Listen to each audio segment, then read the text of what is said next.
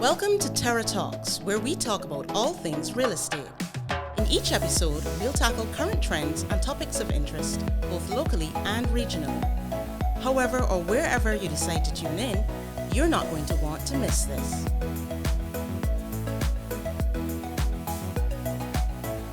Right. Okay. All good. Boom. We're good. Morning, JP. Hayden. Morning, sir. Good to see you. Had a few little technical wobbles here, but we're live and direct. Good What's to hear, happening man. on your side? Good to see you too. We're doing well, man. We have bright sunshine after a few days of rain, but that's how it goes this time of year. Yeah, so good to see you as well. And we've been trying to do this for a little while now, JP, to have a little bit of a discussion on what's happening in the Trinidad market. And I think it's probably as opportune a time as any now. So a couple of things we want to cover. And I think really the aim is just to try and give our clients some value with understanding, particularly our Barbados, St. Lucia and Grenada clients, a little bit of an insight as to what's happening in Trinidad. So happy to do this with you this morning. And I think where we were going to start, you and I were just chatting pre-start on what's happening with the market, COVID, lockdown, staff in the office.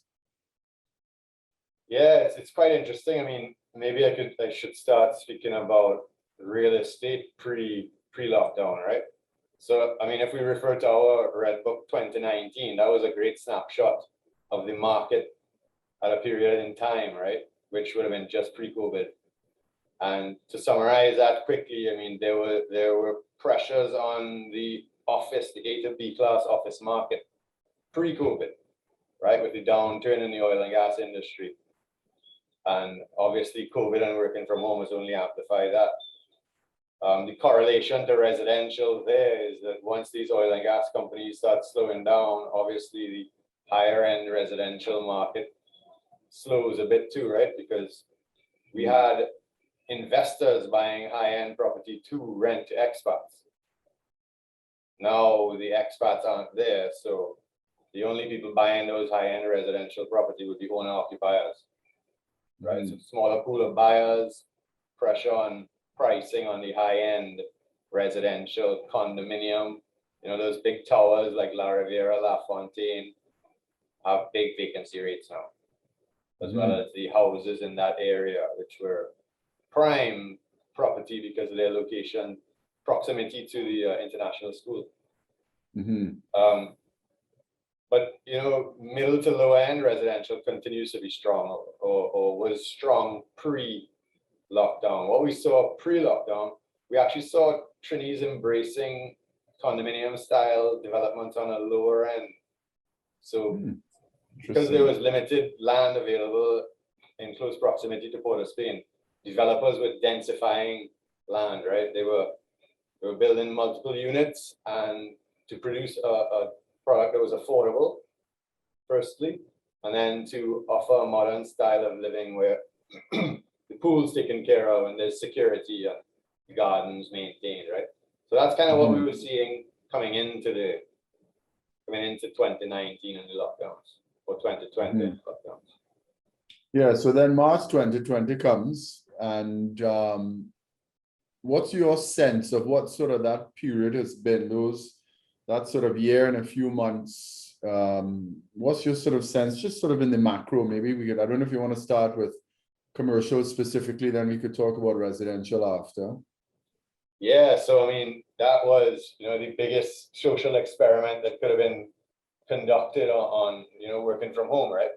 And I think everybody went into that March 2020 lockdown afraid and unsure and trying to figure things out, right?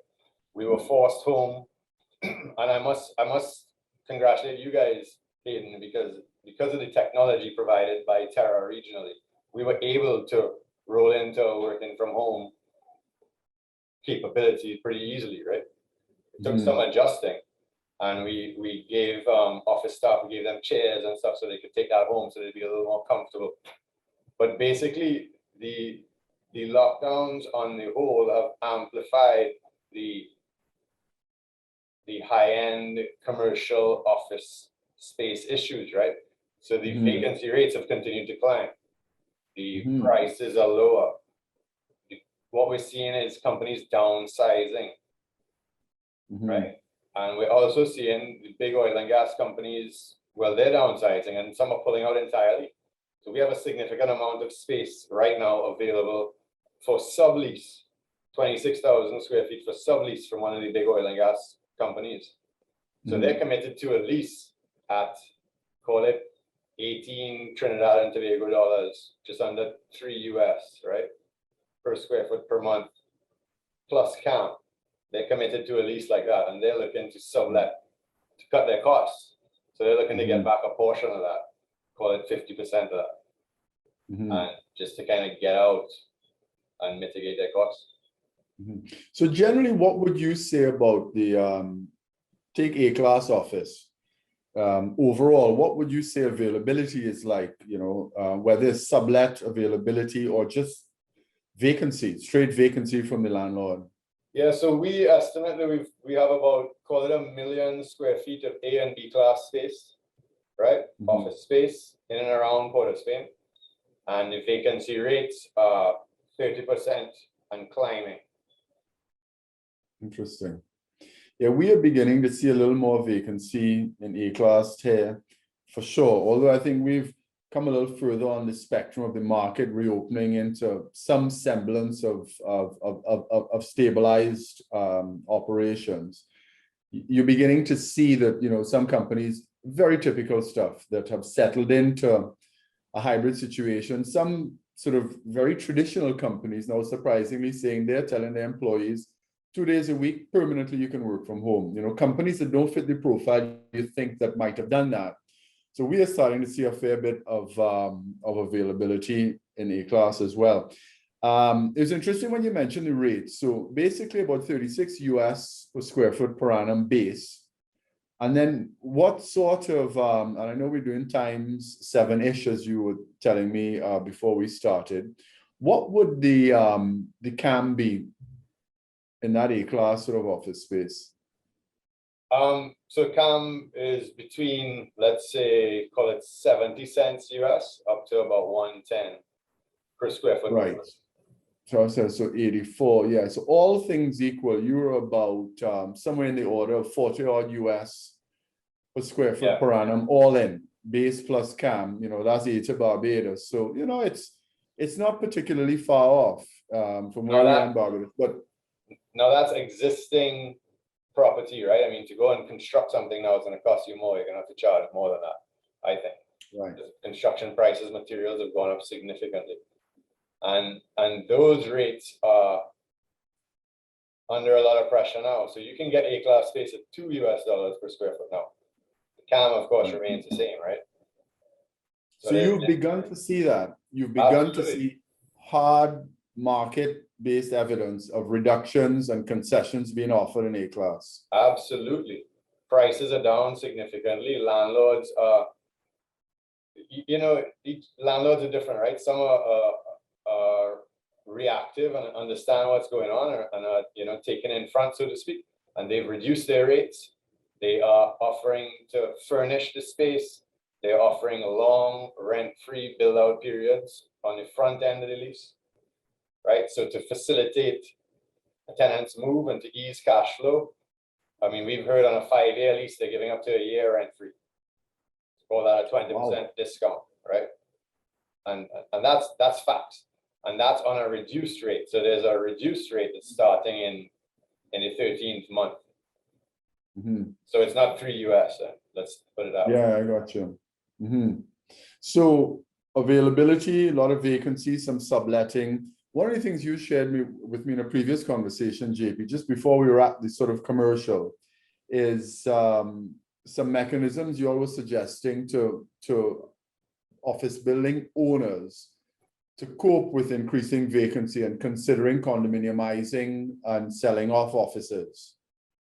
Yeah, so I mean, basically the landlords need to repackage their space, offer it as small as possible, because, you know, 10 years ago, companies would come in and lease an entire floor in this building behind me. Now landlords need to subdivide it. They need to potentially outfit it, right? They need to do what they can to get a tenant in. And then, so then the general question is, well, why not convert some of these office buildings into residential condominiums. And that I don't think really makes sense financially, right? In some of these high-end buildings. However, you can condominiumize commercial space.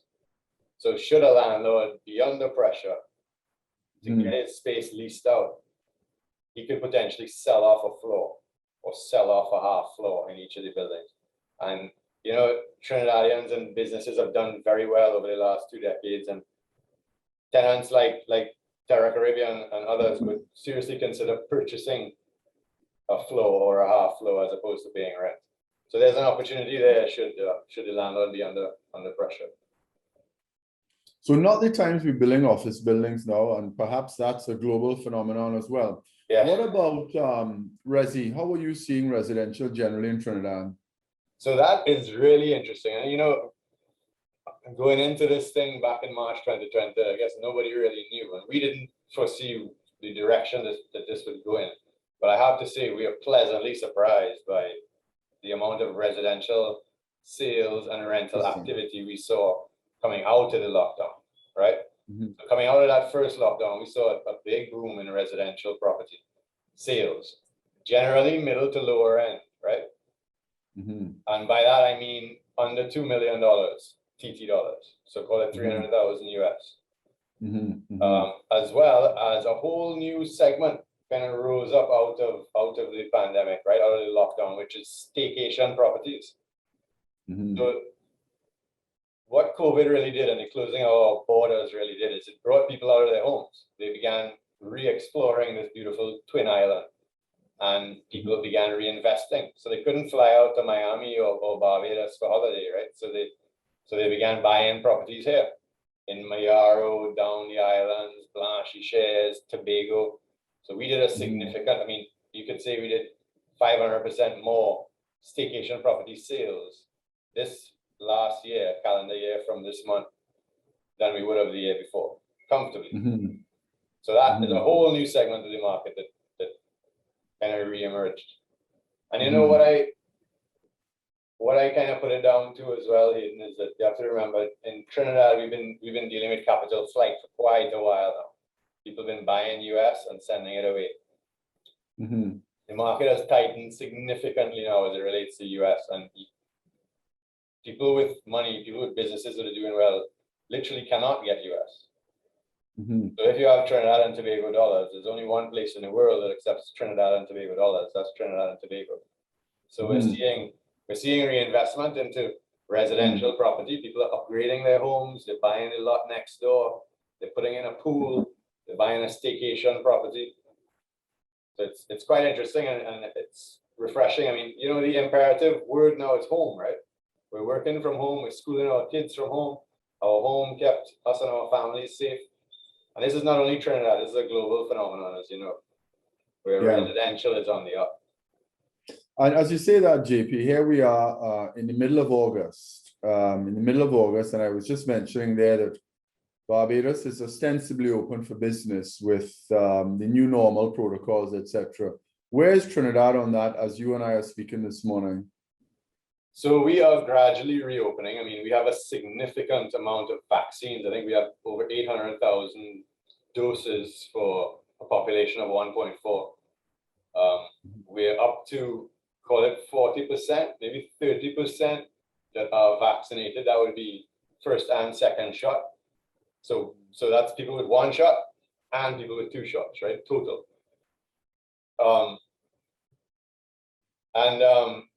As far as reopening, so we're now coming out of the second lockdown where the Prime Minister has reopened car sales, retail opened yesterday. He's opening hairdressers and housekeepers can go back into homes and so on from this coming Monday. So we're on the reopening trend. That being said, they just diagnosed 3 cases of the Delta variant, which are the first cases recognized here in Trinidad. So we're on a big vaccination drive, and I think we're on a good track. I think, you know, we're getting the hesitancy, but the vaccines are there. We've got choice, right? You've got Pfizer, you've got Sinopharm, and you've got AstraZeneca. So some hesitancy was specific to one brand, So I think we're on the right track. We just need to get the buy-in there from the hesitant folk. Mhm. And what is your sense, JP, saying that and talking about lockdown, we talked about work from home and office, but in terms of retail and the pressure that has put on retail in Trinidad, talk a little bit about that, what your sense is and how that's flowed through to vacancy, pressure on rental rates, etc. Yeah, so I mean, as I mentioned, the pressure on office space, it's similar on restaurants. So all of the residential commercial conversions that are around this building in Arapita Avenue, Woodbrook, it's kind of popular restaurant areas. Mm-hmm. Nobody's renting new space right now to open a restaurant, so that's a real tough one. And likewise with retail, a lot of retailers have folded up entirely and closed their shop. Some like excellent stores have actually changed their model, and they're more online. He's trying to be the Amazon of the Caribbean, right? It's interesting. And so having reopened yesterday,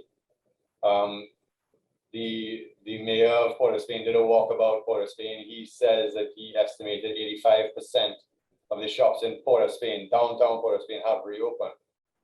But I fear that many will reopen to close because I don't think they're going to get the kind of foot traffic that they're accustomed to. PM opened takeaway restaurants about 3 weeks ago, 2-3 weeks ago, and it's been disappointing. So the KFCs, the Pecos, the Shark and Bake, the Roti Man, they're all disappointed at the level of customers coming in, even having been reopened, right? So cash flow isn't there. I mean, this is the second lockdown. The staff in the retailers and the restaurants have been at home with no pay, so they're not buying out, they're not spending as much as they had pre-pandemic. And the high end of the residential, when you were talking about residential, it was more sort of middle to low end. What's happening to the high end residential?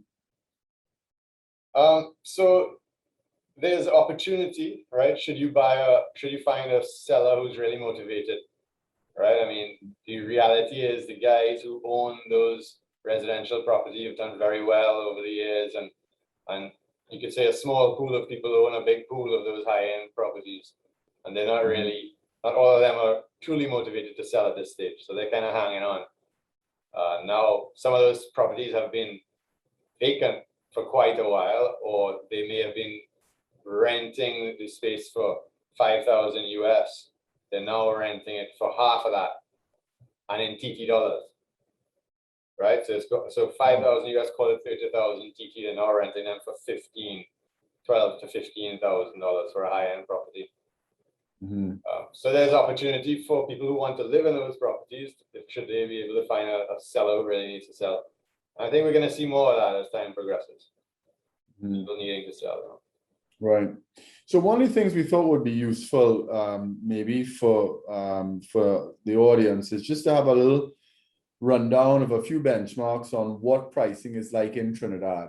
So question for you around, say, a typical residential lot in a nice middle-income neighborhood, whether that is in Goodwood Park or West Moorings or Maraval, a 10,000 square foot lot. What sort of price per square foot TT dollars would that be selling for today?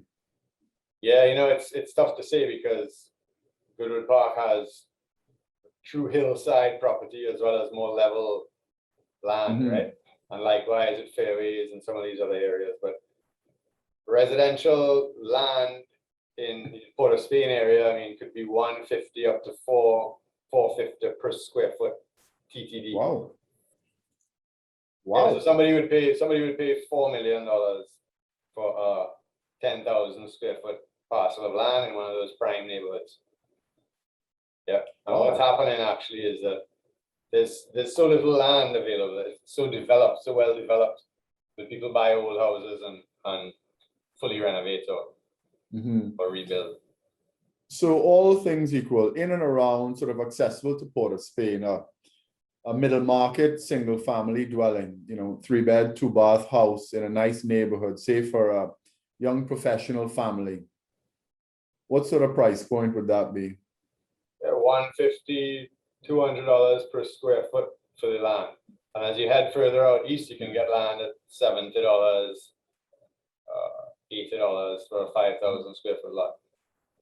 So a completed home and then? central. in- A completed completed home home like in out that in those areas, east and central, you know, the price point it really sells is 1.5, 1.6, 1.7 TTD. That's about TTD. 5,000 square feet of land. That's 1,800, 1,700 square foot of property, of home. Right, so about $500,000 Barbados, $250,000 US, give or take. As you come closer to Port of Spain now, you're looking at 2.5 million for a rebuild for a house, right? 3.5 million for fairly well maintained house, like an early Diego Martin in the nicer areas, or lower Maraval in nicer areas. Mhm. And the building option, if somebody were to buy one of these vacant parcels, is contractors available, quality contractors, all things equal available? And what would those sort of bill rates look like? You know, as an example, in Barbados, somewhere around 150 US per square Right. foot to build, you know, a reasonable Right. single family dwelling.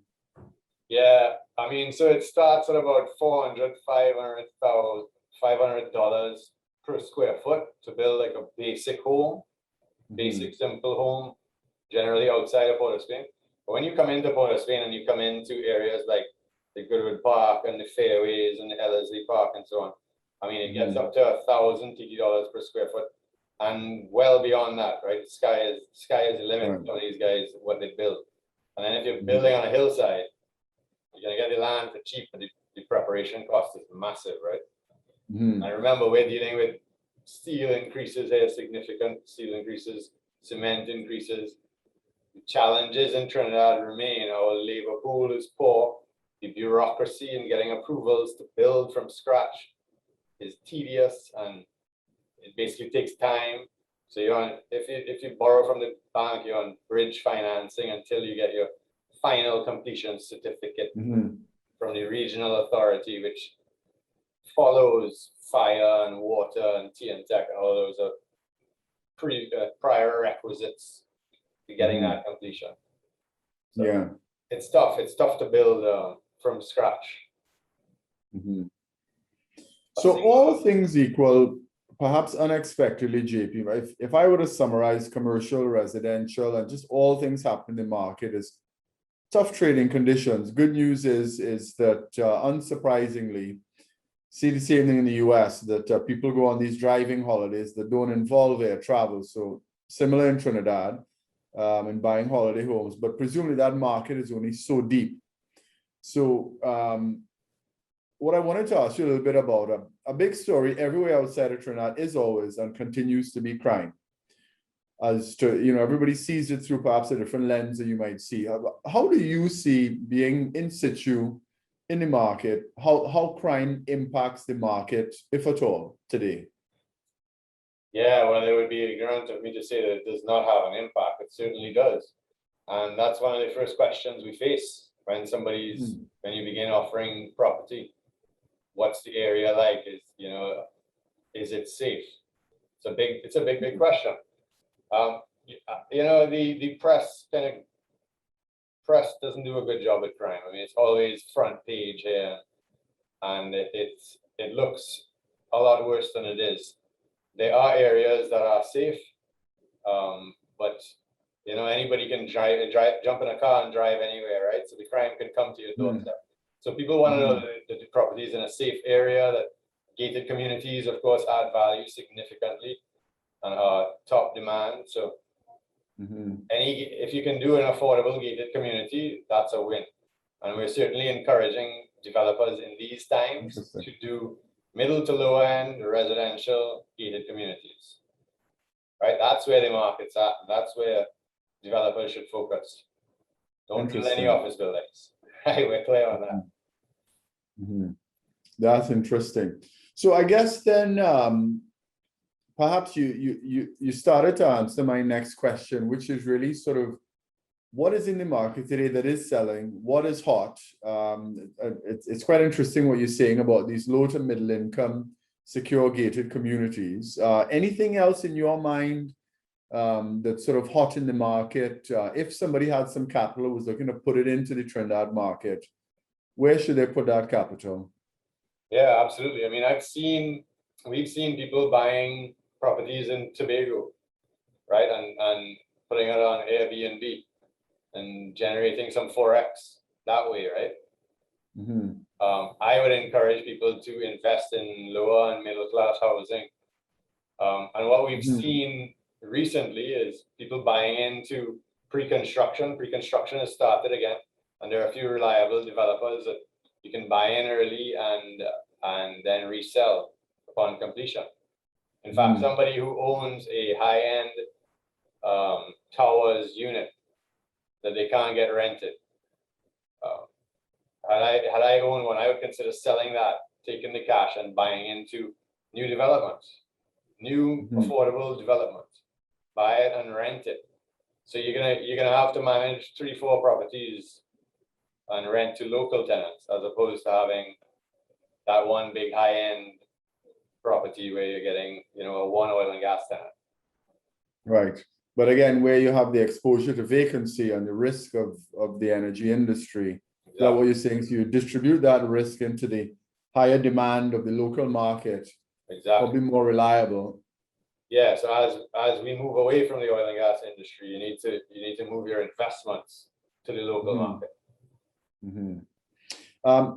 On that note, you mentioned access to US and FX as well. There's always a sentiment of Trinis buying in Barbados for years, including on the commercial end, which has been met with some raised eyebrows from time to time when the larger Trini companies come and make a play in the region. But I know you have certainly sent over a few large clients who have looked at commercial in Barbados and investing in commercial.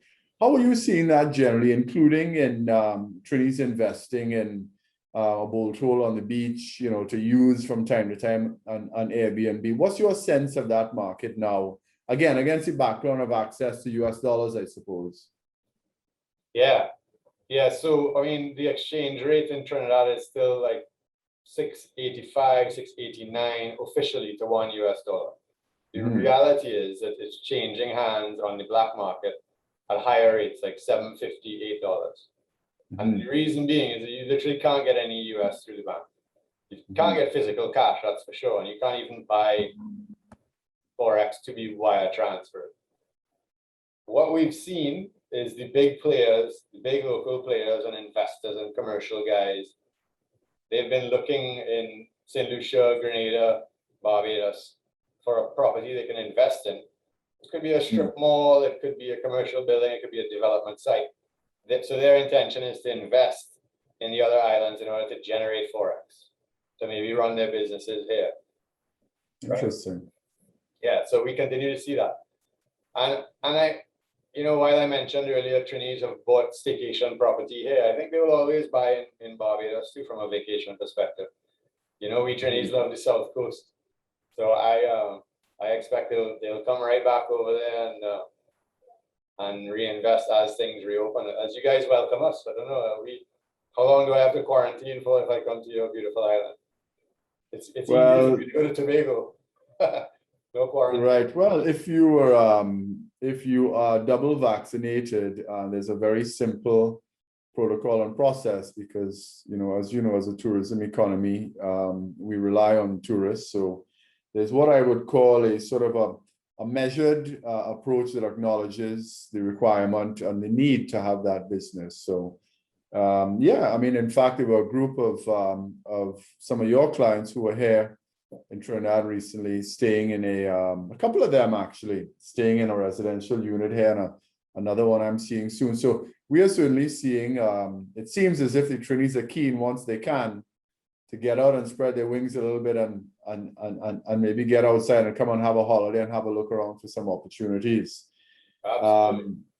I suppose the last thing I'd like to get your insight on, JP, generally, is just how you see, having said what you've said about the market today, difficulty with office, difficulty with getting US dollars, where the opportunities are, low income to middle income, secure residential, which is quite interesting actually. And it makes me think about the possibility of developers outside of Trinidad maybe coming in to do that in Trinidad, which we've not seen much of. But where do you sort of see now, you're still sitting here on August the 17th in semi-lockdown. How do you sort of see, say, the rest of the calendar year down to the end of the year sort of playing out for the Trinidad market? Well, we see it on our website, right? There's pent-up demand for residential property and property on the whole, right? As businesses reopen, as the retailers reopen, as businesses reopen their real estate needs. But we see it on our website where people are searching, looking for property, and they want agents to get out there and show them what's available. And we saw a big spike in coming out of the first lockdown. It started in March 2020. As we came out of that, we saw a big spike in transactions. And I'm expecting the same, at least in the short to middle term, coming out of this lockdown. Mainly residential property again, but I believe we will see commercial activity as well in the office market. So people will be downsizing, right? People will be moving in. Once there's uncertainty and change, right? There are transactions that will happen. So some restaurants may downsize, some offices may downsize. Retailers, I know prior to reopening, were looking for additional warehouse space because they couldn't sell their goods. So they wanted to hold their goods until they reopen. So we expect a significant amount of activity. And we've seen valuations have picked up significantly too in the last month or so as businesses start to reopen. Coming out of the last lockdown, it took a couple of months as everybody kind of reopened and the market, came together, and then we saw lots of activity. So we're hopeful that's what we'll see going forward. That's great. And then maybe lastly, JP, again for the audience, is just a little bit about Terra in Trinidad, what we do, who we serve, the availability of the team now during lockdown. Great, sure. I mean, so I'm very proud of our team here. We've got a team of 19 agents who operate in Trinidad and Tobago, and they are all experienced and they've been all in this thing for quite a while. So I'm really confident in our team as it stands. We also have a valuation team, right? We've got 4 RICS certified valuers. One is a fellow, and we're on all the bank panels. We do all types of valuations work. And these guys are ready and raring to get going too. In addition to that, we do a lot of advisory, right? So we do, for consultancy, we work with all the foreign brokers where they would represent multinationals who have activity going on here locally. We do site searches, market reports. We would renegotiate a lease, RFPs, etc. So we're anything real estate, Trinidad and Tobago, that's where we're at. And very much data driven, very much knowledge driven, very much about creating an environment where the customer feels comfortable and confident to make a decision, right? We've got the information and we're happy to share it with you. Come in, sit down with us. Let's do it on Zoom. We'll show you what's available and you'll be well informed to make a decision. And when you deal with Terra, let me just say this last thing, right? When you deal with Terra, you're dealing with a professional organization, right? We're not into hard sell. And what's going on in Trinidad, what's unfortunate in Trinidad is that the market is completely unregulated. So anybody can be a real estate agent. So you meet all types. So when you want professional service, there's one stop, and that's Terra. That is awesome, JP. And earlier you mentioned the Red Book, the Trinidad Red Book. Is that available online in e-format online on the website? Absolutely. Right. So we'd like to encourage people to jump on to terracaribbean.com and have a look at that. And of course, although you're in lockdown, the team is open virtually and able to serve clients now here in the middle of August. Absolutely. You can reach out to any of our agents, again, via the website or our valuers via the website or 628-2391. As far as the Red Book goes too, Hayden, I mean, we'll be producing quarterly reports. We do a newsletter that always has a good little snippet of information. I mean, as you know, we've been gathering data here on the market for over 20 years now. And so we're really able to show those trends. And it's really interesting what we're seeing, you know, in these times of uncertainty. So we're happy to share that information. That's awesome. All right, JP, I think that's a good point to wrap on. So thanks for all those insights on the TNT market. Much appreciated. I'm sure that we've delivered some value to the audience on that. So congrats to you team on a job well done. And thanks for your time and stay safe, and we'll be in touch soon. Thank you, Hayden. Anytime.